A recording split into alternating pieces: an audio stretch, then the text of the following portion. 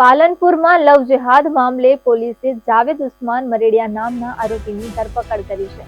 પાગડ ગામના વિધર્મીએ પાલનપુરની હિન્દુ મહિલાને ફસાવી હતી. હિન્દુ મહિલાને ફસાવી ધર્મ પરિવર્તન કરવા માટે દબાણ કર્યું હતું, તેમજ બુરખો અને માળા પહેરાવી ધર્મ પરિવર્તન માટે દબાણ કર્યું હતું. મહિલાના પરિવારે પોલીસનો સંપર્ક કરતા પોલીસે આ મહિલાને આરોપીની ચુંગાલમાંથી છોડાવી હતી. હિન્દુ મહિલાને ઉનાવા ખાતેની દરગાહ પર લઈ જઈ અને ધર્મ પરિવર્તન કરવા માટે રખાઈ હતી.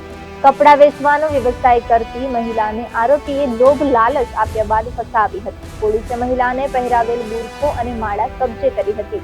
લવ જેહાદનો મામલો સામે આવતા આરોપી સામે હિન્દુ સંગઠનોએ કડક કાર્યવાહીની માંગ પણ કરવામાં આવી છે.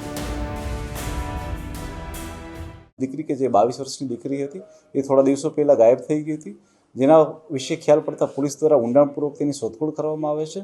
અને ત્યારબાદ પોલીસને જાણ થાય છે કે જાવીદભાઈ ઉસ્માનભાઈ મુમન કે જે 47 વર્ષના છે તેમના દ્વારા દીકરીને ગાયબ કરી દેવામાં આવી હતી અને તેને ઉનાવા ખાતે એક ઘરમાં પૂરીને રાખવામાં આવેલી હતી. પોલીસને આ વસ્તુની જાણકારી થતાં જ પોલીસ દ્વારા તુરંત ત્યાં જવામાં આવે છે અને દીકરીને છોડાવવામાં આવે છે. ત્યારે દીકરી દ્વારા જણાવવામાં આવે છે કે તેના ઉપર બળજબરીથી તેને ધર્મ પરિવર્તન માટે પણ દબાણ કરવામાં આવેલું હતું અને બળજબરીપૂર્વક એક વિડીયો પણ બનાવવામાં એનો આવેલો હતો કે જેમાં એ ધર્મને અંગીકાર કરે છે. આ વસ્તુની જાણ થતાં જ પોલીસ દ્વારા જે છે આ મહિલાને છોડાવવામાં આવે છે અને ત્યારબાદ તેના પરિવાર ખાતે તેને આપી દેવામાં આવે છે અને ત્યારબાદ પોલીસ દ્વારા જે છે કાયદેસરની કાર્યવાહી પણ કરવામાં આવે છે.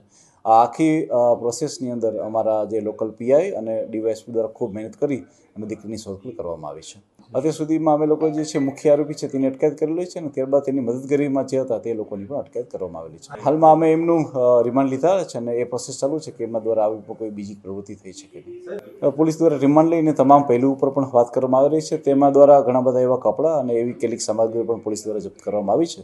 તેના ઉપર પણ પોલીસ દ્વારા જે છે ઊંડાણપૂર્વકનું ઇન્વેસ્ટિગેશન ચાલુ છે.